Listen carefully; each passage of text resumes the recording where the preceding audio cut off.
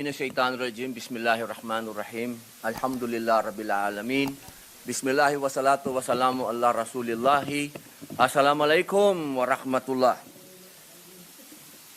Alam niyo po, ito na po siguro ang pinakamaligayang araw sa buhay ko sapagkat makasaysayan.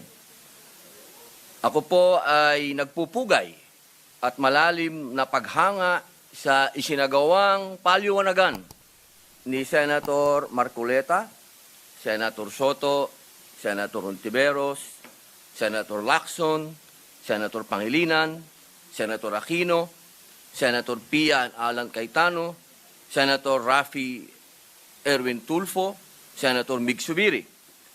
Ang palitan ng mga paniniwala sa plenaryo ay simbolo ng humihinga at buhay na Senado. Nagagawa natin ang kalayaan at kasarinlan. Isang demokrasya na naririnig ang bawat naratibo. Tagahanga po ninyo ako lahat. At alam naman po ninyo, sa maiksing panahon ko rito, ako ay pro-Westminster. At ngayon, system po, system. Yan po yung parang sa UK. At yan po yung nakita ko ngayong araw na ito. Ang lahat ng mga senador ay gising, ang lahat ng mga senador ay nandito, ang lahat ng mga senador ay nagtatrabaho sa ayon sa kagustuhan kong makita ko ang bawat debate at ang bawat opinion ng bawat isa. Kaya nagpapasalamat po ako. Napakagandang araw po nito sa inyong lahat at sa ating lahat.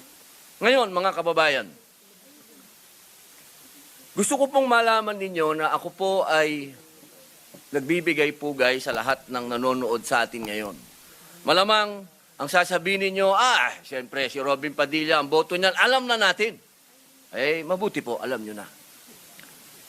Ang gusto ko lamang pong liwanagin ay ito.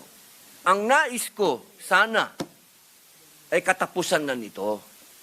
Dismissal. Una pa lang po, bago pa lang po kami na-convene, labag na po sa kalooban ko na matuloy ito.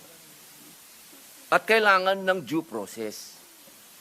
Ayoko po talagang matuloy. Bakit?